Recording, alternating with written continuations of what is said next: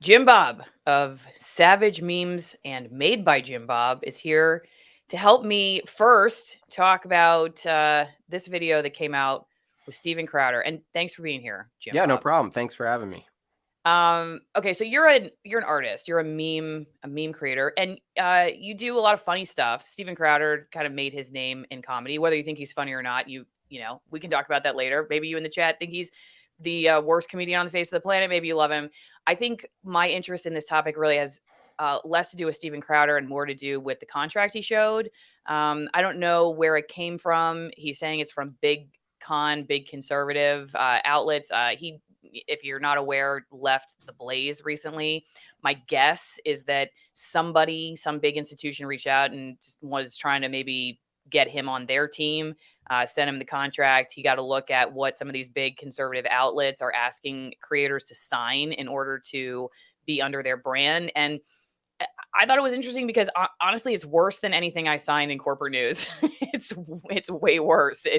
It's not surprising that like some of the stuff he talks about is okay. So they own your merch, they own your email list, they own your likeness, they own your social media. So all those things were very similar to corporate news. I mean, I technically, I guess back when I was in it, which was a few years ago, I quit.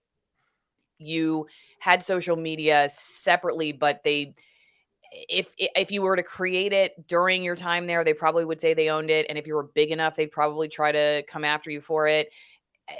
But they could definitely control what you said on it. That was the big thing. Like they may not take it when you go, but if you said something that they didn't like on your social media, you definitely could get fired for that. But what I thought was really interesting about this is that he says, and I'm going to play this quick clip, that you will be really docked in pay significantly if you get strikes on your social media account. So if you violate community guidelines, you could get up to like I mean really like 75% of your pay could eventually get cut because each platform they're like docking you 20% or 10% if you get even like one strike and they can't resolve it in 90 days, or if you get banned, then that's another really big deal. So it kind of paints this picture that it's not necessarily the big tech platforms that have to do this this censoring, that the outlets that are behind some of these big names are doing it for you. So let me just play this quick clip and then I'd love to hear what you have to say. Here. If you feel in your gut that a lot of conservative content out there feels homogenous, feels sanitized, feels like they're missing some key points, there's a reason for that. There's a reason that you often find yourself asking, hey, I wonder why X won't talk about Y. And I now know any contract that I would have signed would have turned this into yet another softer radio show on video, littered with live reads for every sponsor that could be crammed into every single episode possible, devoid of the sketches, the change my mind type segments, the spontaneity, the levity that's made this show exactly what it is. Oh, and by the way, I was told would never work by the same powers that be.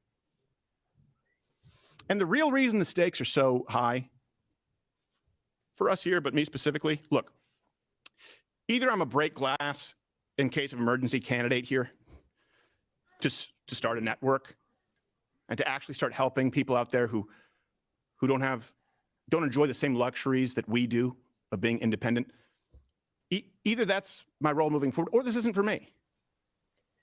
Okay, I'll stop it there because then he goes into his spiel about how he thinks he could start a network that doesn't have crappy contracts. So what do you think about that? About the first point, I guess, the sort of big picture point he makes, which is you're not really getting full opposition, I guess, to the establishment because the money in the game here is being controlled by essentially similar corporations to the legacy press, for instance, that reins you in and says, you know, if you say any of this, you're going to lose a lot of money. I mean, the first thing I'll say is Steven Crowder's full of shit. And because here's the thing, like he said, oh, you ever wonder why some people can't talk about certain things? Steven Crowder is that person, right? He is someone who doesn't talk about certain things. So there's different rungs of entertainment, journalism, talking heads. We're those people, Allison, you and I. there's different levels of authorization, and he's speaking to sort of like a big corporate, but beneath the corporate, it's not like these contracts go away just because you look at a contract like it's a physical thing that you sign away. Keep in mind, there's still these social, unspoken, unwritten social contracts where if you talk about like the moon landing, right, which he never questions NASA, or if you talk about Israel in a certain way, you can't do that. And even if it wasn't signed, right, from a corporate position, you still get the backlash. It's not like the backlash goes away. I'm sure you've experienced it once you got out of corporate journalism. It's not like that interaction and tension of what you say and what you address goes away as far as the impact it'll have on you if you start talking about something.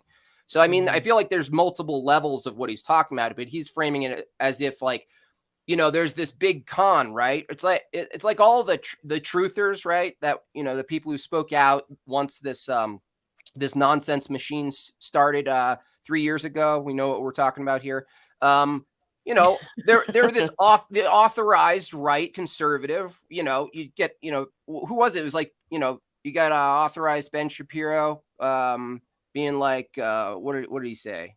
He was like, no, I think everyone should take the jab. I mean, everyone should take a vaccine. I mean, my wife's a doctor, so listen to me. You know, it's like, and then Jordan Peterson's telling everybody, you know, Jordan Peterson spends his whole time, you know, well, I spent a career warning people about authoritarianism, but also, why don't you sit tight for 6 months while Big Pharma, you know, sinks its teeth into the corporate world? And you're like, this stuff already exists, right? This is not like new. So I found this video when you sent it to me, totally, it sounds like a politician. You know, it's ambiguous. It doesn't say names. It doesn't say who. It kind of points to something important. I'm not going to dismiss the importance of this interaction between the person who's signing the contract and the person who's offering it, right? But you still have consent, right?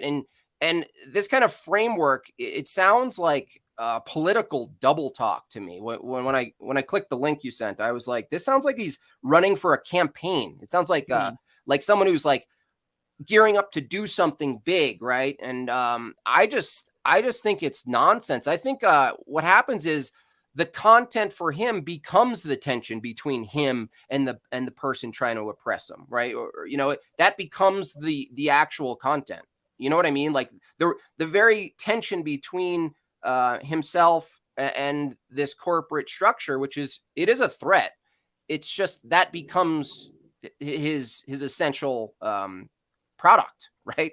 So I kind of like see through that in that way. It's not to say that these aren't important things to discuss, but I think they're all going to go in this direction anyway. I think we're going toward you know, smart technologies. I think the smart technologies are going to be able to figure out what we're saying and what we're doing and what we're buying. And I think the biggest corporations who are kind of embedded in this future need to find a way to standardize these exchanges, what we say, what we buy, what we do, where we go, what our health is, right? Our biometrics.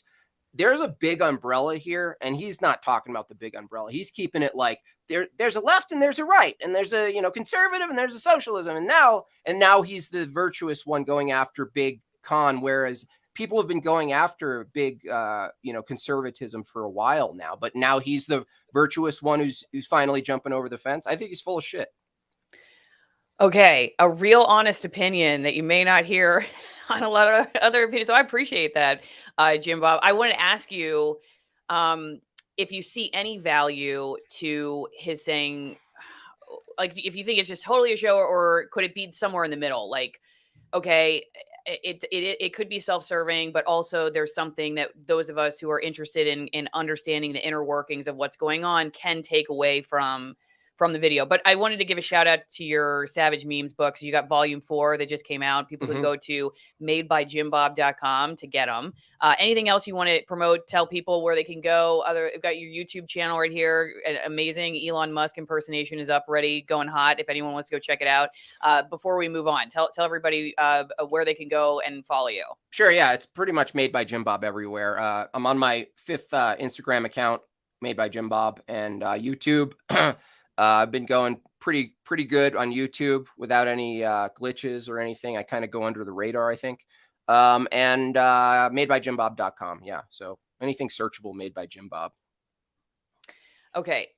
We also got a super chat from Bill Dozer who said that was the best Ben Shapiro impression ever. So you do thanks. You did Jordan Peterson. Who else do you need to do right now before we move on? Who else have I been doing? Do you do Steven Crowder? Not yet. I do have his face. I have to work on his. I don't want to do it injustice. Okay. Yet. So I'm gonna wait on some of these because I just give got me one tech. more. Give me one more. I got Neil Tyson to Shmushdash. Okay. Gravity is the bending of space-time. You should listen to the scientists, okay? Badass.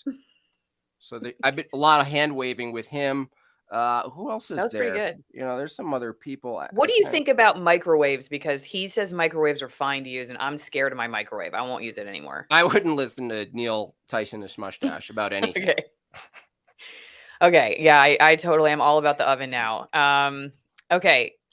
Neil. Yes, that was a good Neil. And we got some bears in here because you're friends with Owen Benjamin, right? Yeah. So we got the bear crew in here, which we talked about before ahead of time. I said, you can't offend me. Owen yelled at me for like 15 minutes and I just took it. So you did. Feel free to say whatever you want. Yeah. No, you did. So anyway, okay. So yeah, so answer that question if you don't mind for me.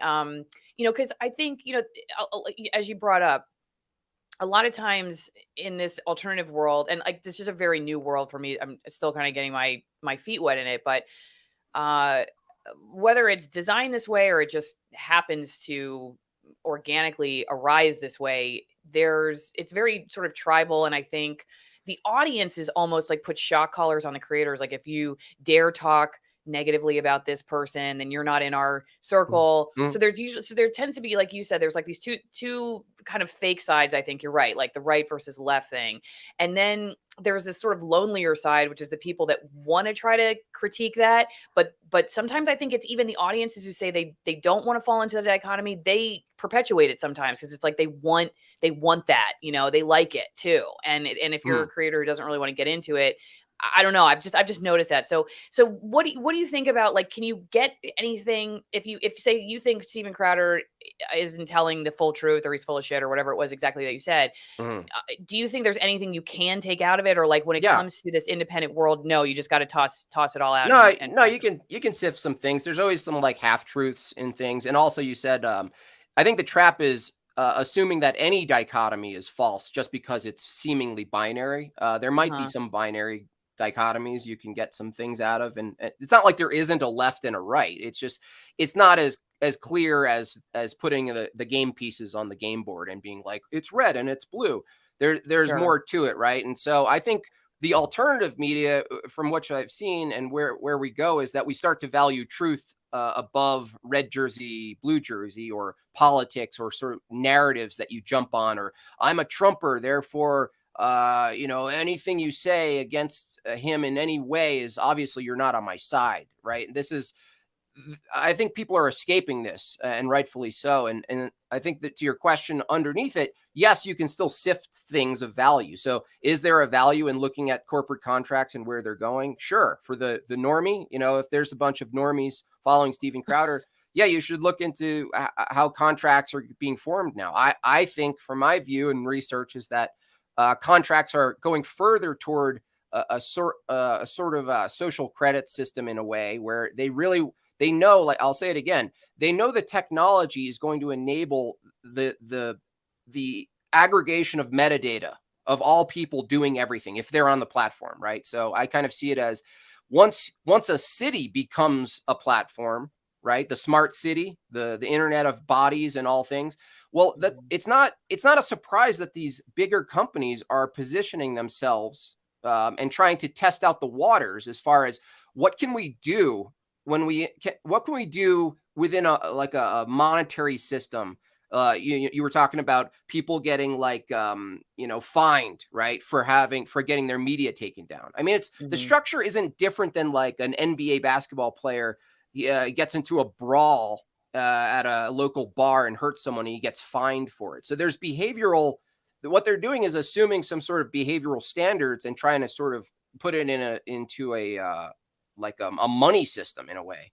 And so once you realize what they're trying to do and what the future looks like, you're not as surprised or outraged. Yet they're wrong. I don't think this is a good direction, but you're not as like, you're not amazed by it, because you see what technocracy actually is, what their tools are, what their goals are. And then, you know, you're no longer playing dumb or like they hurt me kind of like. I see Steven Crowder's mostly victim energy of they're doing this again and we got to stop it. And you're like, we already see what's happening. So, I mean, you got to point to what's the alternative. You can't just complain about it, right? You got to, what's the alternative? Do you have a bunch of money? Do you want to start another system that allows for the kind of behaviors and reporting that you would like to see? Point toward that, right? But that's what I said. The tension is almost necessary. You need the the feminist needs the oppressive patriarchy, right? So there's the need for the scapegoat is constant, right? That's kind of what I see. Do you think he did any of that? Any pointing towards something by saying, hey, maybe it's time for me to create a network where you're not enslaved by contracts? Yeah, he might be hinting toward it, right? And that might be the reasoning and whatnot. Good. I mean, go for it. I mean, it's like, that's the whole point, right? The question isn't how these corporations operate and begging them to change, right? Because you already know their goals and intent. So there's no need to be surprised by it. The argument really isn't about censorship. It's whose standards, right? Because I'm not against censorship, right? I actually played this trick on myself for a while when I was kind of like libertarian, classical liberalism, anything but the left kind of boat. What do you consider yourself now? I'm pretty far right. Are you an extremist? Yeah. Okay. Just making sure that... Yeah. But as far as free speech, it's like, you're talking about standards. So when you suddenly dub yourself a free speech absolutist, you're basically, you are making a specific argument about government not shutting you down, by the way. But if it's in the spirit, right, of free speech, you're basically arguing, sexualizing children, even if it's like sort of vague. You have to, if you're a free speech absolutist, you're kind of in a tough boat when it comes to that. And it might be legal, right? So there might be legal things that you say, that you can say, right? And technically you defend free speech, right? But I don't take that approach, especially as a father. You don't really take the approach of total liberty, right, for a guidance system for children. And from my point of view, we're still kind of children. We're not children and biologically, but we're still children, and we require standards and guidance. So I think the only argument really between right and left, is what are the standards? What are the standards for how we want to operate, how we ought to operate? What are the standards for contracts, and why are we arguing these things? It's not just so obvious, like, big con, big tech, they're trying to take control, and you go, well, what's the alternative? Do you want to take control? Like, I always ask someone, do you want to take control? And then they're stumped. They don't know where to go. I don't. Right? No, I don't want to. Right. Exactly. And I thought it was interesting listening to Owen's talk with Martin Floriani, the guy that started, the CEO of ROKFIN, after he got booted. And then I had Martin on before Owen. And Martin kept asking me that question, like, well, what would you do? And I mean, you're right. I don't know. I don't want to make the decision. That's why I don't have a platform. I don't know. And I think it was a fair question on his part. And you're right to say that, like, it's tough. I don't know. I don't know exactly how I would handle it. I don't want to be in that position. I quit being a producer to be a reporter because I felt like being a producer, you were like a puppeteer in a way that I just didn't want to control other people. I just want to do my own thing. And so, but then I have to ask that for myself too. Like, okay, well, where's my standard? Like, when it comes to my stuff, and you're right. We're all, I mean, at the end of the day, I'm not talking 24/7 about all topics. We're all making decisions based on editorial decision-making. And so how do you do that? It's all fair questions.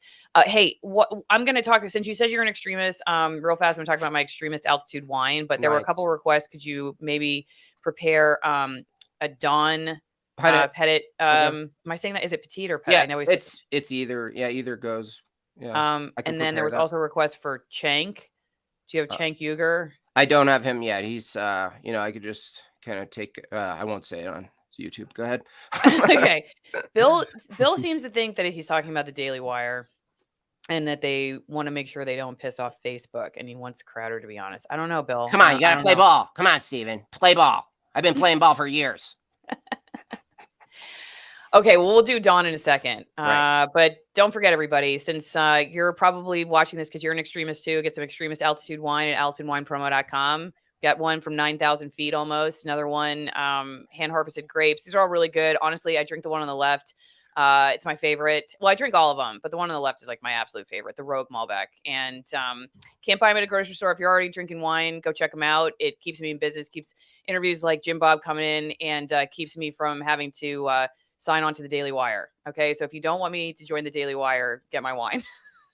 That's great. It's cool that the wine is made at 6,000 feet. If you want, we make wine in the ISS at 60,000 feet. So come on down to NASA. Sorry, I don't know if you should. I'm allowed to plug NASA on the channel.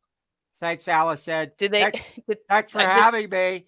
Don, do they serve wine in the International Space Station? Yeah. Well, we have this free fall plane, and when we pour the wine, it looks like it's floating. There's space for everyone, Allison. Do you have to, okay, if you drink wine, 2 questions. If you drink wine in space, do you get fewer hangovers and do you have to pee less? Well, that would be a question for the engineers. Okay. I think there's probably a protocol that I'm supposed to know, but I won't answer you because I don't really know much about it. Would you like to be the first female journalist in space? How does that sound? I'm too nervous to. I jumped out of an airplane twice, and I closed my eyes both times because I was too scared. I don't think I want to do it. Well, here's the important thing. When you jump out of an airplane, you look down, you realize there's no borders. There's nothing that separates us. You're right. You do get this warm, fuzzy feeling as you're pummeling at a rate of like 300 miles per hour towards the Earth. Yeah, and that's something we like to push here at NASA, that you're meaningless and nothing. You're just a speck of dust. Yeah, it's true. I do feel that way. What about coffee? Is it easier to drink coffee in space? Interesting thing about coffee. I'm so glad you asked. Coffee in space is actually connected to our bathroom. So what happens is we go to the potty, and so there's a machine that turns it into the water that actually brews the coffee. Did you know that? No. Well, that's actually the case. What about tea? Because I also at twinenginecoffee.com/Allison, you can also get tea made out of the fruit around the coffee bean. And by the way, it's probably NASA doesn't believe in anything organic, but it is USDA. I'm not sure about tea because I'm not a homosexual. Oh, okay. I didn't realize that was how you. Well, what do you drink then? What are you? What kind of? Well, that's a question that might have to go off air. Okay. Well, thank you, Dawn, for helping me tell people about my coffee, which again is at twinenginecoffee.com/Allison. And you, like I said, light roast, dark roast, there's espresso. You can get tea, and there's wine. You're welcome. AllisonWinePromo.com. Well, you're welcome. And if any of your children, people listening, or suffer from autism, we have space camps for them. We do outreach program for the neurodiverse. And so just consider sending your kid away to space camp, and I'll happily watch them. Don, I really appreciate it. Tell me one quick thing, though. What is the purpose of NASA? The purpose of NASA is to get people to dominate their cosmology is one, to get them believing that they're endlessly floating, traveling through space at 66,666 miles per hour, to be the assumed authority of what goes on outside of the realm. And what's the last thing? All right, to sift money and to attribute, move money around in the name of pursuit of knowledge. Hey, since you're talking about 606,000 miles per hour, I think this is also a good time to tell everybody on locals. I had 666 supporters the other day, and I was really trying to get out of that number. So if you want to put in questions ahead of time for interviews, like I'm going to take for Jim Bob later, go over to AlisonMorrow.locals.com, sign up and be on my editorial board, and then you can pose questions ahead of time and also support my work. And then I won't have Satan's number following me around all day long. What do you make of that, Don? Why am I at 666 supporters? I don't know, but I'm very interested. How do you choose your okay, going back to Jim Bob real fast, Don. How do you choose who you're going to do? Oh, it's just who I can do. You know, like I just think about who's culturally relevant, obviously. But also just who I'm capable of doing. So it kind of is limited to my skill set. And some of them are near terrible, and I still do them. So that's how that goes. Okay, let me ask you a question going back to the Crowder topic that I've wondered about, because it does seem like there's a lot of a lot of drama. You're right. There's a lot of drama like in the alternative world.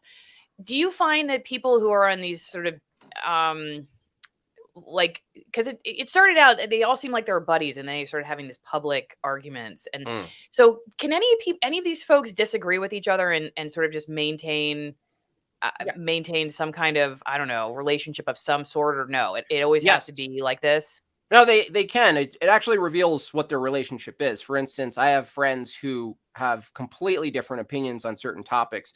And here's where it goes wrong. It's a good question, because it is relevant to me and a lot of other people I know, is that there's this assumption that you ought to publicly call out people if they disagree with you, because you have a platform and you are, in fact, talking about the truth. But if they're friends, right, it's not that you don't fight back against it, but the way in which you do that changes, right? Now, if everybody is just an associate, you're not really friends, you kind of know them from back in the day, and then you call them out publicly, right? It's a different relationship, right? A friend, it's like, I don't know if you have brothers or sisters, but two brothers, three older brothers. If suddenly they were you had a different opinion, there's this obligation a lot of times from your own base sometimes to be like, Allison, why didn't you call out your brother?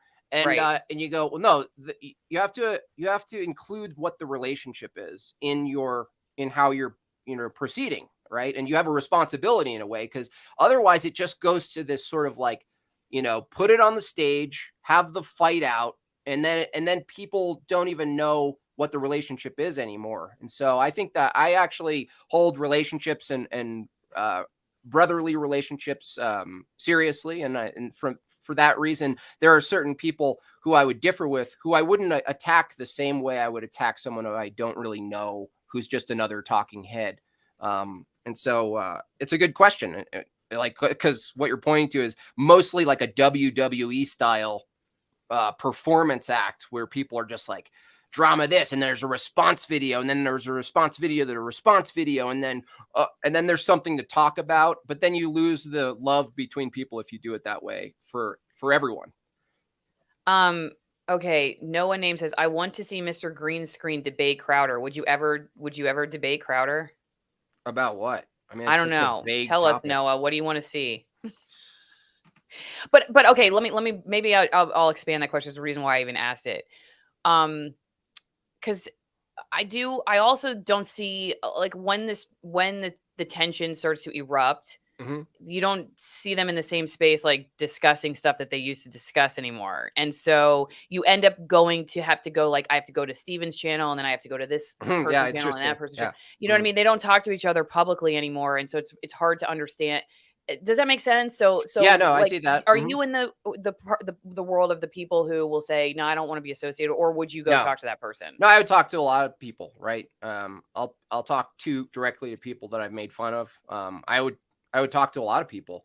Would they talk to you? Do you find that you have a hard time getting people to talk to you? Yeah, sometimes, but it's not like a surprise. Like, there's certain, like, more authorized people. I'm not at that level anyway. So, but if I were, as far as like notoriety, if I was equal or just under some of these people. I wouldn't expect them because, you know, I talk about the moon landing being fake and a lot of things that make me look stupid, generally to a general public, right? And so they kind of find that icky and they don't want to really confront it. And from that perspective, they're like, oh no, I can't deal with it.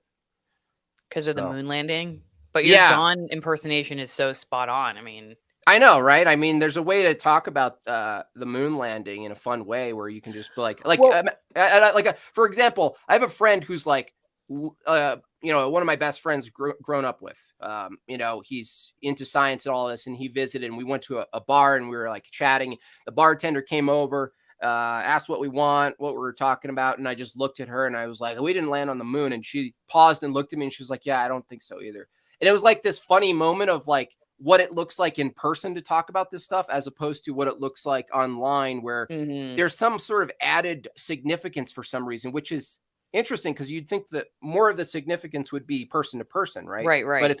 But in this more of a superficial ego, right? It's all ego. Yeah, and you're always battling a war because, you know, what else are you going to be talking about? In other words, you wouldn't really be talking about mundane things online the same way you would be around a table with some beers. Like it would be calmer. I'm not saying that online should be like having beers with friends. I'm just saying there is a difference there that we should acknowledge. Do you do Jesse Lee Peterson? I did see you on Jesse Lee's show. Someone said I can't do him. It ends up just sounding like you know, some urban kid who got in a car accident. Whereas my friend Hoodly Daddle, he sometimes calls into my show as him, and it's like up there with what was that guy's name? Ryan, who works for Gavin. He's those two are the best JLP I've ever seen or heard. And so I can't match it, so I will not try. Okay. He's been on before, too. So, well, I don't know. So you didn't get to do it. You didn't do the impersonation then, I'm guessing, with him. So he didn't get to tell you. Yeah, I did. No, I did. I think I did. I may have done Peterson or Shapiro to him, but not him to him. I did watch it. Maybe I missed that part. Or I didn't watch it all the way until the part where I thought it was a good interview. It's always interesting. See, okay, like Jesse Lee Peterson is one of those people who he gets invited on to the point we're discussing. He gets invited on some interviews, like the Young Turks, for instance, will have him on, and they know what he's going to say. I mean, if you can listen to that guy for like 10 minutes, you know what he's going to say, right? So then they act so offended, and they'll go, you know what? I can't do this anymore. I'm cutting his mic, and he's got and I just don't understand. Why would you knew what the guy was going to say, so they do it just so they could have that moment. And so that to your point, like why do you even bother talking to people online at all? Like, is it all about that Crashbang moment? It's not really about hearing different ideas or exploring different ideas or just like talking to people about stuff. It's about really how your ego performs publicly, I think. And like, if I'm just having a beer with you at a bar, I'm less concerned, I guess, about like my public image and my ego getting. Imagine you slam the table. Imagine you slam your martini down and you're like, I'm cutting the cord now. Some people do that. That's such a good point though, actually, because you would look like a total douchebag if you did that at a bar, but if you do it online, you're like a hero. You're like based or something. No, I think it was to my point before that the tension itself becomes the product and the crash bang, but also I'm not going to assume too much intent, but there is probably a little bit of manufactured consensus with like how you ought to treat someone like JLP if he talks like this. It's almost like the punch a Nazi meme, where it's like you establish a behavior that's acceptable when you talk to people who say certain things like this. And then you put that out there, and then people go, yeah, I love how you handle it. You just got to shut that down. You just got to shut that down. But like I said before, there are things that people say from my point of view that I would shut them down. So I'm not like immune to the method. It's just that what you're pointing to is like, well, what's the reasoning? Is it based in is it based in money? Is it based in just performance? Is it based in some meta-ethical foundation? And I'm interested mostly in those questions when we talk about these issues. Do you think when it comes to, since you said you're a far-right extremist, Which I got to say, you know, I've said it a couple of times about my wine, and I've gotten booted out of my own stream. I don't know why. If StreamYard just doesn't like those words or what's going on, I'm not going to go down the rabbit hole. But I'm surprised I'm still here, actually. And if I do get booted out, just take over. Just talk about whatever you want. It's totally fine. Okay, so but let's talk like conservative. I don't even know what to call it, but like the right side of the alternative media world. Now that you have these, you're starting to have these different platforms that are like ROKFIN or Rumble that's offering alternatives, I guess, for now for people. But like we've seen people get banned. Owen Benjamin, right? He got banned from ROKFIN, but now he's back on. So even the platforms that are like trying to say, you know, we're a free speech alternative, they also have a line in the sand. Where do you think the future goes for that? Do you think we're all going to just have to have our own websites at some point? What are we going to be doing? Yeah, I mean, probably if something like that where, but again, most people don't want to manage their own system, right? You and I aren't managers. We're talkers and kind of doers. And so when someone asks us, well, Allison, what do you want to do? And we go, no, please, someone else. So the question is whether that managerial aspect gets taken over by, you know, machines or software, Chat GPT or whatever it's called. I think with the tech, that'll direct how alternative media operates as well, but you don't get away from the ethical problem of why you ban someone or not. We're still making moral choices as human beings, no matter what the tech offers us as far as platforms. So whether we all have our own platform and then it's a platform of a bunch of other curated things, and then it just multiplies, right? Which sounds like chaos, right? A lot of a flooding of just multiplicity of content, like too much to even swim through. Gives me anxiety to even think about. But I don't think the problem goes away, even if we all end up with our own .com, you know, .jimbob, .allison, where everything becomes a localized version of itself in a way, and only propagates and sifts from customized inputs, right? Like you customize your own internet, basically. Allison has her own internet. Even that kind of fails because you still want to interact with opposition. And I think, to be honest, that you want to interact with opposition is probably a smart move, to be upfront and honest, that you don't want to an echo chamber in the way that you don't get to actually interact with people. But I'm not against echo chambers as far as like a group that shares the same values, right? And then they flush out or they fight against certain opposing values. Like, I'm not against that. It's just that, you know, once the tech comes, it's going to probably create more of a bubble than we even imagine is possible now for people.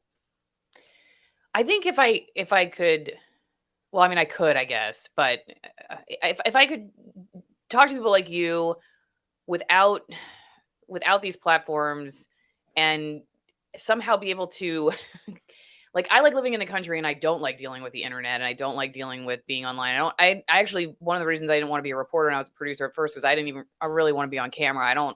I prefer a quieter life, but I like learning and I like giving people opportunity to hear folks who maybe they otherwise wouldn't be able to hear.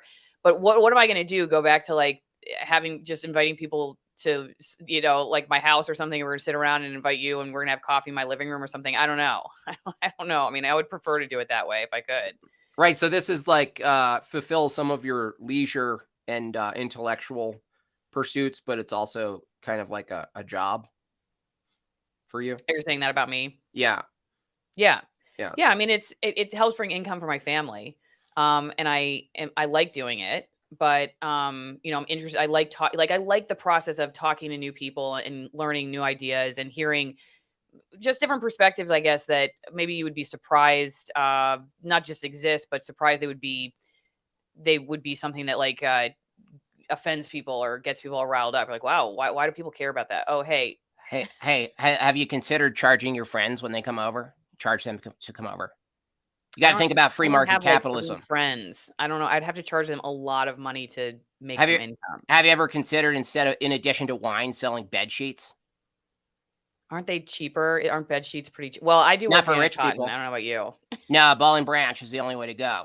Oh yeah, Boll and Branch. That's right. It's what everybody does. Boll and Branch. What about the My Pillow guys sheets? They're like Egyptian cotton or something. I Total hear. garbage. Total garbage. Oh, Daily Wire darn. is the best bed sheets. Okay. Well, as long as you can't wet them, as long as they're plastic, they're fine here. I just owned you. You did. You did. Yeah. Thank you, Ben. I really wish I had an answer to that thing about the bed sheets. It's going to keep me up tonight. Okay. So here's your book again, Savage Memes. Everybody can go to MadeByJimBob.com. I have a couple questions over on Locals that Okay, sure. came in for you. Here's one of your memes. There's Nice. Bill Gates, the biggest farmer in America. Okay. I just watched Jim Bob on the Babylon Bee podcast and it was great. My question is how far the censorship has gone and if you have had retaliation from your banks, phone carriers, et cetera. Because you did talk about getting booted from YouTube at one point, I think. Yeah, YouTube didn't completely delete my channel, but they gave me like 2 strikes and then hid it, whatever that means. And then Instagram, I'm on my 5th, but that's just kind of a badge now. It's kind of a meme in itself where it's like, where's Jim Bob's account now? And you go searching for it and that becomes the game.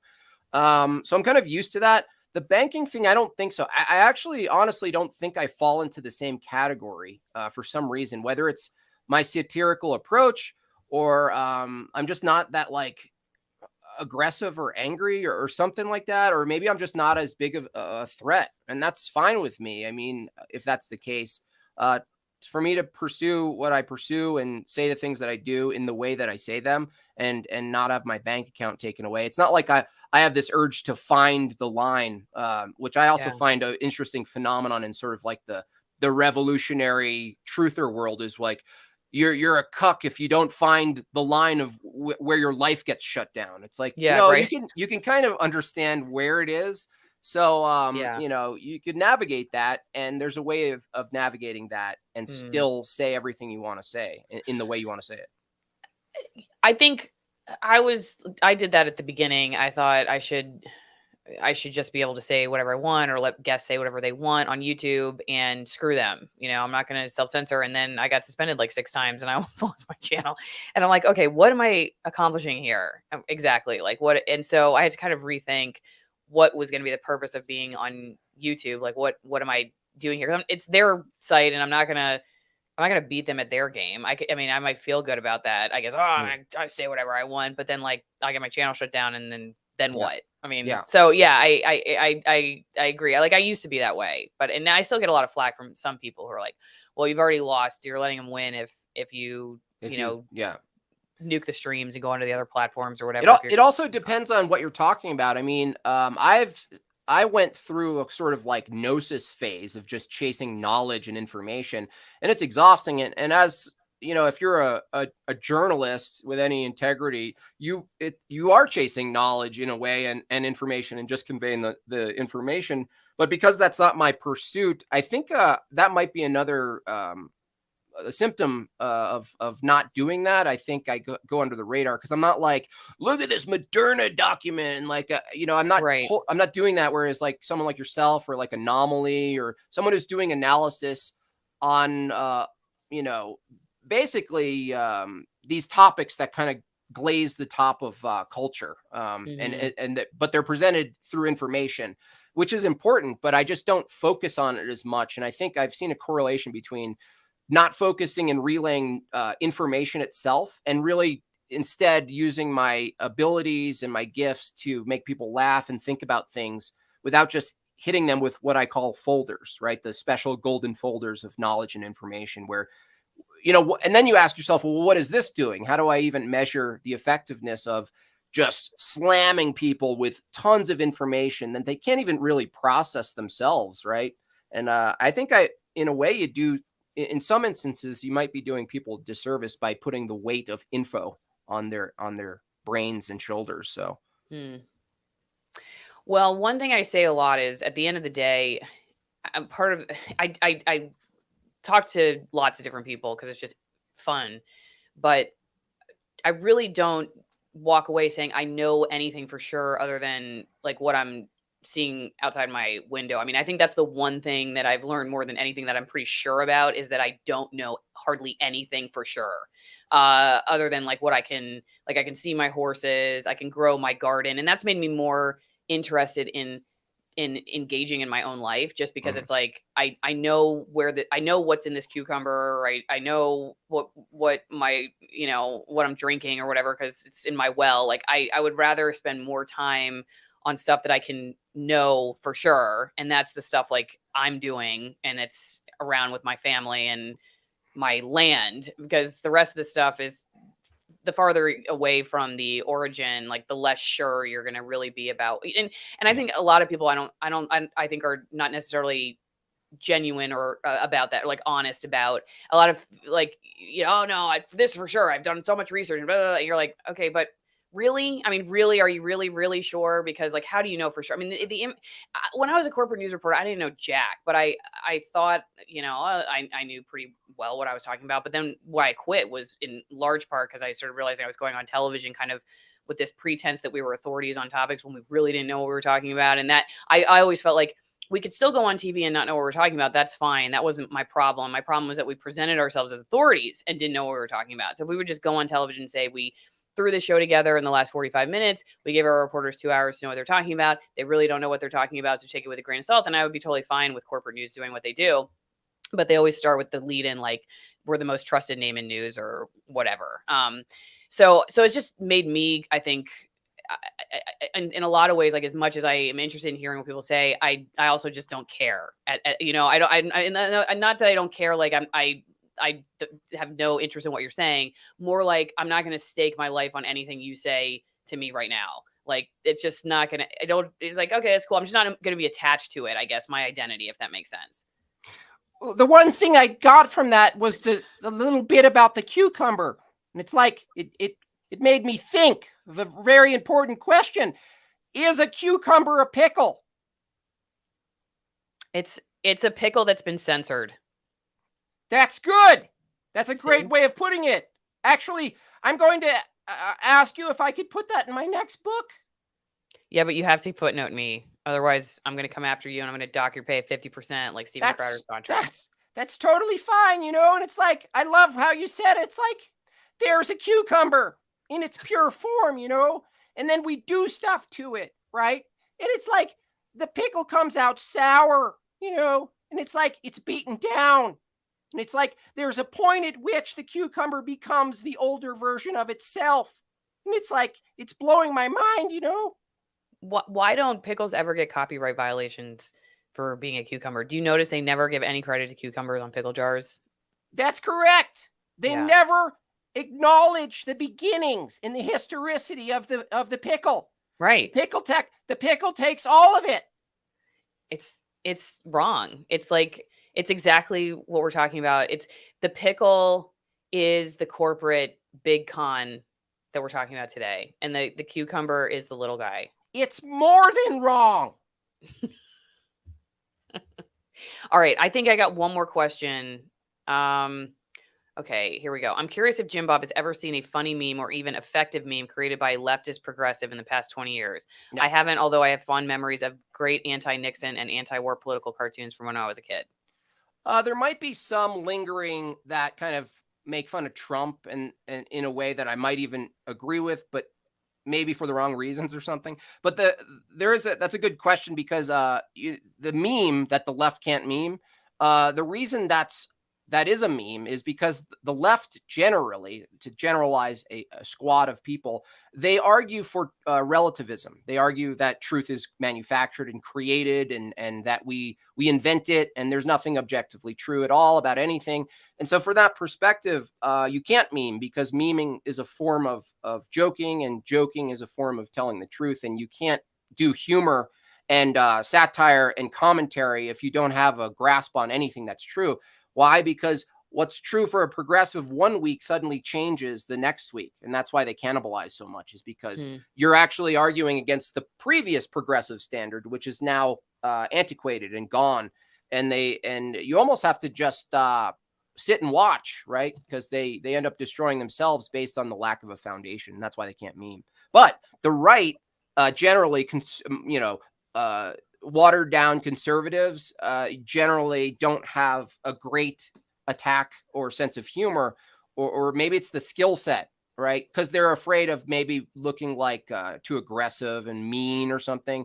I think that's a mistake. You have to risk looking mean sometimes to say something brutally true, and you know, so that's why the right is really cringy about, like, right-wing comedy for the most part is basically equivalent to like modern reformed church worship music, where you know, Oh, you know what I mean?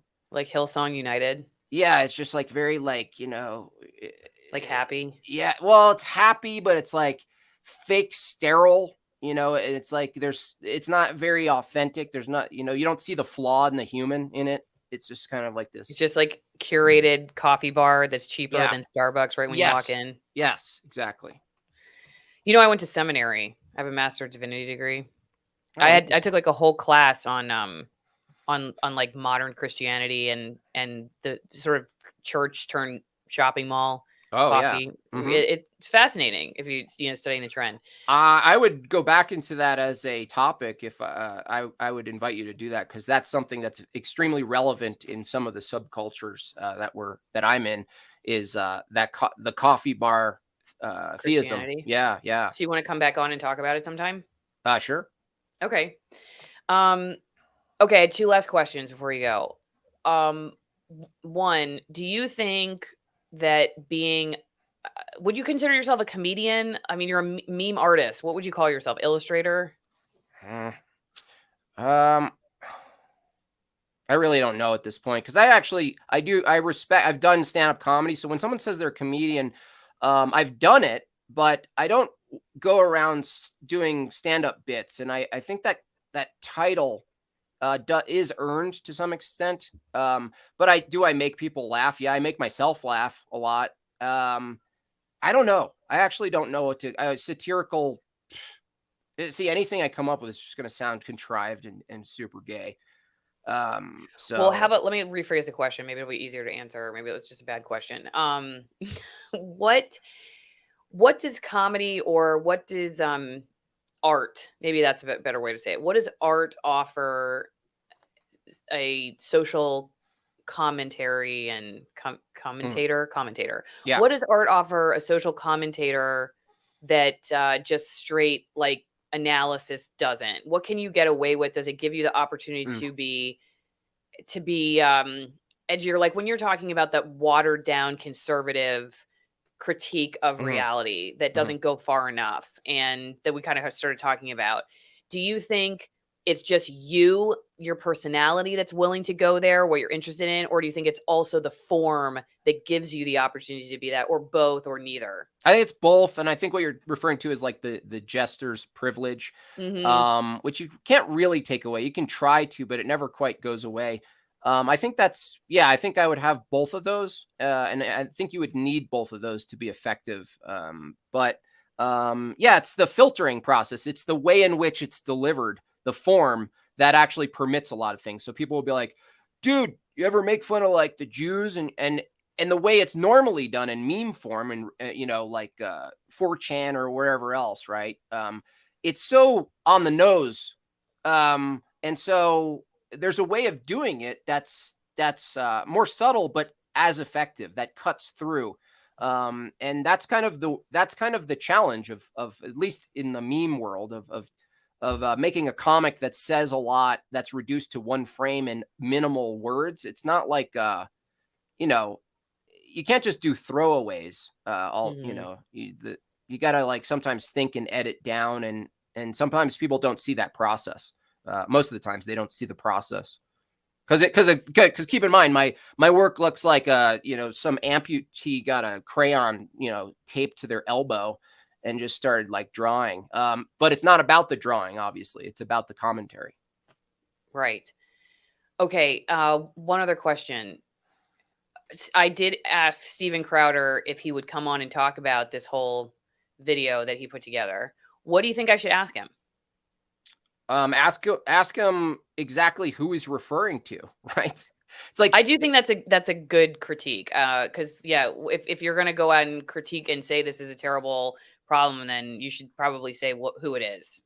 Yeah, I mean, if that's the whole principle of what he's saying too, right? It's like I'm getting, you know, all this stuff is terrible, and then also I'm not going to tell you who it is, but I'm also going to start another platform. But until then, I'm going to actually not say anything about anybody.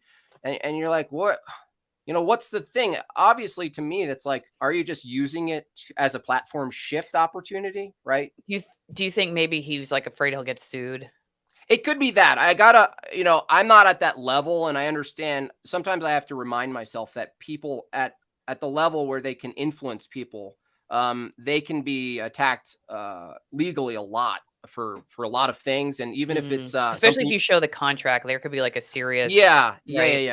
So there is that, but it's, to me, it's been sort of a trend where for him at least, that's kind of my critique. And early on in my memeing career, one of their guys reached out to me and said, you know, is there anything we can do for you? And I thought that was like a phishing, not a trap. You know how people co-opt you? They see like a talent or some way of using you. And then that's what's ironic about it, is my personal experience is that any of these big platforms, whether you go on the Blaze or PragerU and you become one of their ambassadors or something, it's not like you don't sign a contract that would necessarily prohibit you from acting in other ways you might, right? If you were a free agent, right?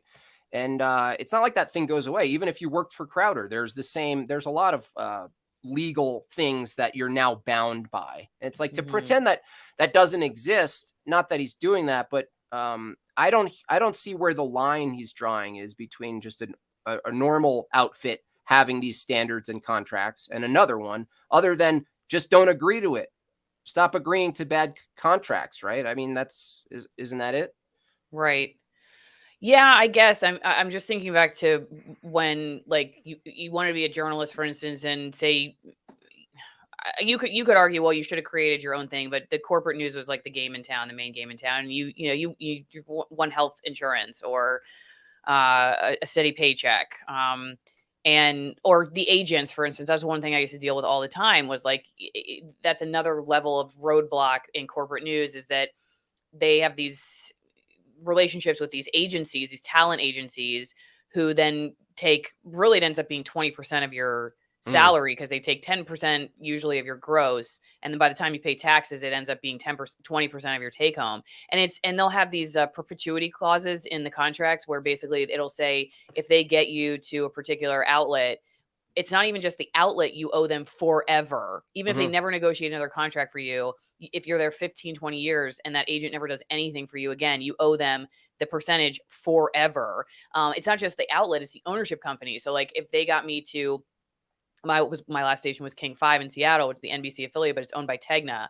So if they get me to a Tegna station, then it doesn't matter if I leave King 5 and negotiate my own contract across the country with the same ownership company, I still got to pay my agent. They're terrible contracts, but they'll say, well, you can't get a job without the agent. You know, they try to, they try to make them, they're like pimps. It's like a pimping industry, right? It's like, and it sounds like a lot of the people are just kind of, they know that they are a prostitute of sorts, but then they're like arguing about the pimps, right? They're just like, that pimp is the worst. And you're like, oh, I have a better pimp over here. And then you're like, I don't want a pimp. And then they're like, well, if you don't have a pimp, it's a rough life, right? On the street of journalism.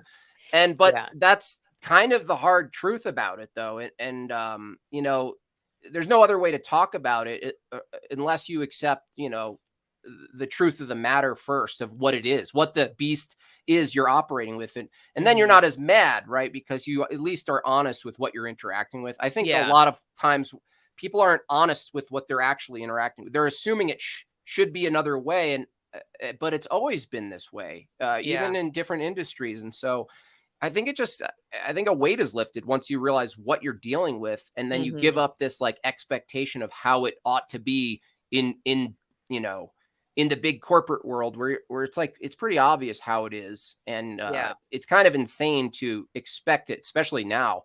It's going to get a little worse with the technology, by the way. You know, people owning, do deep fakes, right?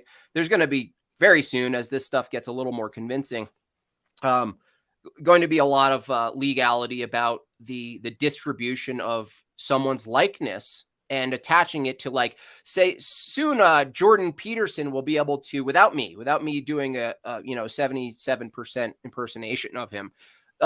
People instead of having like Tucker Carlson do Tucker Carlson, they can just using technology, just have Jordan Peterson do the Tucker Carlson show.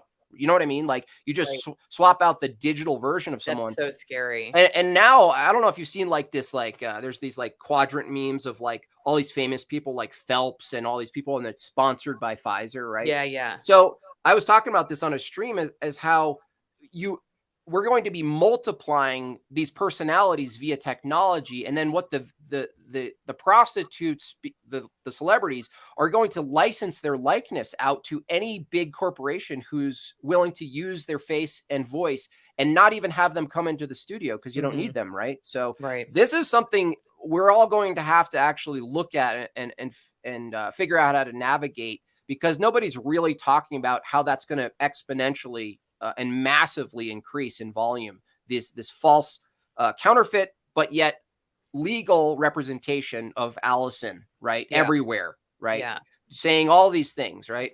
Yeah. And people are going to make actual decisions in their real lives based on the deep fakes. You know, you're like, I'm going to get this shot, or I'm going to do this because I saw this thing that was totally fake telling me I should do this, but you're going to make real decisions for your real life based on it, which is unfortunate. It actually, you should watch this movie called, it's actually not a good movie, but the topic is very important. It would interesting to hear your take. It's called Congress. It's Robin Wright plays herself in her age now, which is kind of like in that world, they're like, you know, her agent in the movie is Harvey Keitel and tells her, well, you're going to have to really think about what you're going to do here. They want Jenny. They want Jenny from, what was it called? Forrest Gump. They want the young. And so the whole movie is about her playing herself, selling her likeness and her face and her voice and her laughter to a company to own in perpetuity. Sorry. And the movie is about how this kind of technology, these companies will then own your likeness, but you got paid well, right? But then you can't use your likeness in any sort of creative way. And so then the movie goes into her needing to create an alternate version of herself so that she can be herself, because she's no longer legally allowed to be herself because she sold all the rights. Anyway, it gets out there, but the fundamental principle there and the technology that's pretty much on the cusp here is relevant and realistic, that we will see. It's possible that quadrant with the Pfizer isn't even, it's possible now that isn't even those people, right? It's not an actual photo. They can just do composites now. But if it's legally, if it's legal through contract, imagine Pfizer could just go, we just bought out the likeness with this new technology, Chat GPT combined with face swap and voices. We just sealed the contract of like an entire, what's the Morris, what's the management agency in LA? William Morris. William Morris. Let's say they approach them and they strike a massive deal with the actors and everybody, where they just bought out the license to multiply them in any way. I mean, think about that. And if the actors are getting paid big bucks, they almost don't care. Like some of them, they're just like, I have nothing to do with Pfizer's decisions. I just sold my face, right? I just sold my face. Okay. Hey, do you have time to answer these two quick questions? Sure. Mm-hmm. Okay. I asked this question on YouTube, but it got lost in the flow. Could you ask Jim Bob to give his definition of normie and truther? Normie. Well, I would split it into like percentages. I think there's generally 80% of people who just consume things, right? And then there's like 20% who produce things. A truther, this is what's interesting, is that I think there are normie truthers now. Like the truther movement started even in maybe good faith or good intent to uncover nonsense. And now it's gotten to the place where there's actually a subset of truthers that I would call normie truthers, so for any category, I think there's a normie, and then there's the alternative that's trying to fight against the normie. But I think it doesn't necessarily go away once you've established a new community called truthers, because now there's normie truthers, and they're kind of like the go-to scapegoat everything. Everything's a simulation. I consider those actually the normies of Trutherville. So that's an interesting question, though. Okay, we had this done back in 2002. SM1 with Al Pacino. Oh, right. Mm-hmm. Oh, okay. Yes. Mm-hmm. Yes. Yeah. And there's celebrity already Instagram accounts that are AI and people don't care. That's the other thing. It's like, that's not real. They don't, there's a new generation that just doesn't care that it's not a real person. So, you know, then now we have to move on to the next argument of why it's, you know, horrific, or, you know, what are the implications and so forth. Is Jim Bob a fan of the Perry Bible Fellowship by any chance? I've never heard of it. Me neither. Okay. I think I just wanted to get a couple of those. To make sure there were any other questions. There was Machine Bear wants me to ask about Jared and Sven. I'll have to ask you who those even are. I don't even know. Oh yeah. Jared and Sven were people who worked for Crowder, and there was some big problem that came up, and I don't know if it was contractual, so I can't speak to it legally, but you know, Sven and the other guy, they were just, you know, silently departed from the Crowder show, and nobody really spoke of it again. So. Oh yeah. I do remember that. Okay, I do remember that. I should just I mean, I should have said this an hour ago, but I'm not a Steven Crowder fangirl. I also don't hate the guy. I don't really care, but I'm interested in hearing two people's opinions, because I don't know. I have 2 young kids. I don't have time to get into drama. So thank you for the updates on all that stuff. Sorry that I'm a little ignorant of some of the behind the scenes drama. Okay. And then my husband asked if you could do a meme of me. Do you have any, can you do an impersonation yet? Have you been a meme? Oh, do you mean a drawing? Because he might be. Oh, a drawing I draw people, my version of drawing them. So I think that's what he might be referring to. Is an avatar that I draw for people. Oh, okay. Yeah, just email me. Or cool. Email me a picture. You can't bring it up with Crowder, Mike says. Yeah, it's something you won't be able. But again, like you know, to your point, if there's a legal issue, you know, I kind of understand it. So I do give a little bit of charity there, because I don't know how you're supposed to pursue something that might be legally documented and now in process or something. So, but because I know he doesn't talk about other things, you know, it's not like he's legally obligated to not question NASA.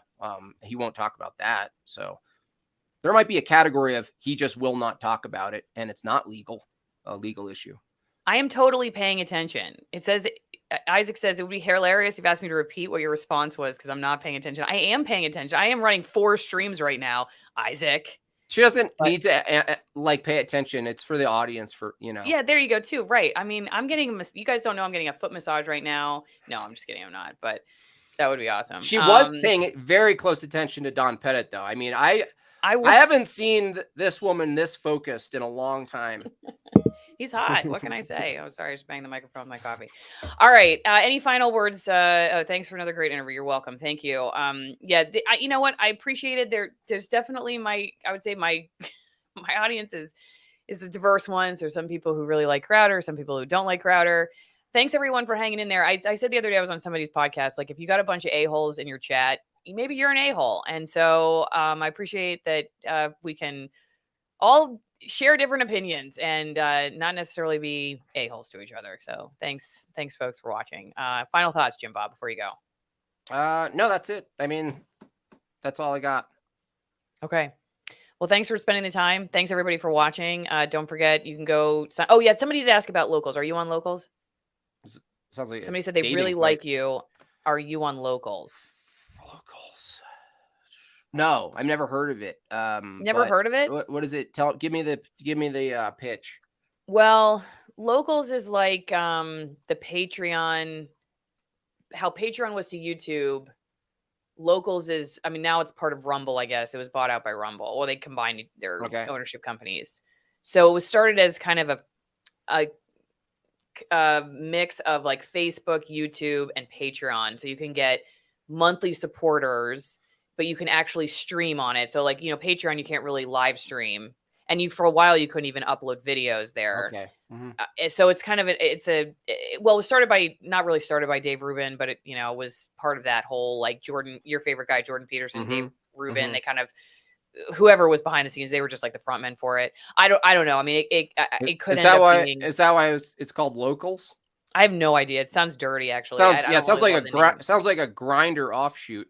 It does kind of, yeah. I've always thought it sounded like a really weird dating website. I agree. But it is helpful if you're somebody who, you know, you don't want to support Patreon, because you're, I don't know, because, well, I'll be honest with you, it's not like I have, issues, I guess, with how Patreon runs its business, but I mostly just think Patreon's sort of archaic website. It doesn't help me with the things I need to do. Like, I can't live stream. I have to do multiple steps for Patreon. It's annoying. And Locals streamlines it all for me. And I also can chart out my income because people will give you $5 a month and you're like, okay, this is how many supporters I have, whatever. And then, instead of just people like doing a super chat or, you know what I mean? It helps you be a little more consistent. So that's the pitch if you want to get on it. But there are lots of people that want to know where else they could support you. Yeah, just MadeByJimBob.com is where you'll see the books and other things. I paint some of my memes as well. If you want a custom avatar of you as your icon or whatever on certain platforms, I do that. And Made by Jim Bob is my YouTube where I live stream pretty much Monday through Friday, 12:30 p.m. Mountain Time. And then I also do debates here and there on the Crucible on YouTube as well. Okay, cool.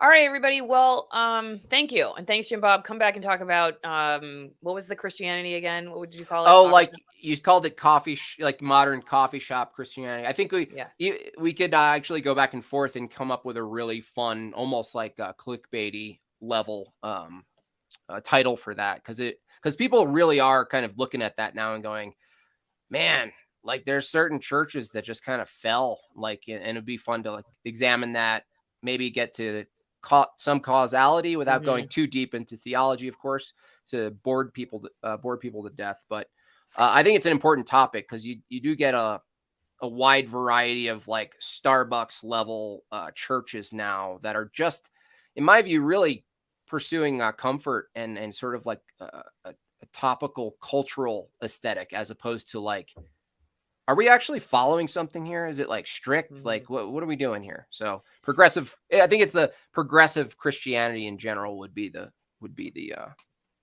target. It's kind of interesting if you think about it, following similar transformation, I guess, is like what we're talking about with political ideology, I guess, where, so you have, like, I grew up Presbyterian, which they called the frozen chosen, where you just sat in your wooden pew, and you just waited for God to take you. And there was, the Presbyterians, they didn't want to have any images, right? Calvin was like very against having any fun in church. And then, so you still have those churches are definitely dying. And then you had this sort of controlled opposition church, right? Which is like the coffee shop church. So it's kind of interesting to think about it. If you can see the same, I don't know if you call it a dialectic or what, but you can see the same phenomenon happening in different parts of culture. Like the thing that people start to not like, or like, I don't feel good going, I don't want to do this anymore, or whatever. And then this new thing arrives, but then it takes on its own problematic. Absolutely. Right? Yeah, absolutely. I talk about this a lot, how the rejection, in short, the rejection of something that's foundational and traditional necessitates another subversion of itself. So it's not like you get away from the practices or you just mentioned like what's equivalent in some cases iconography, like the pictures and the gear and the things that you're focusing on in the church in this sense. So you don't get away from the practices, you don't get away from rituals, you don't get away from an authority, right? They just change and get transplanted onto some other watered down sort of broken version that's more customized. And I reject that. I used to think that was the right way because it was like, well, no, if it's true, it should appeal to all people. And I'm like, that's the most naive thing ever that I've ever thought. Right. I agree. Well, Jesus said the road's narrow, right? The path to hell is the wide one. Exactly. Yeah.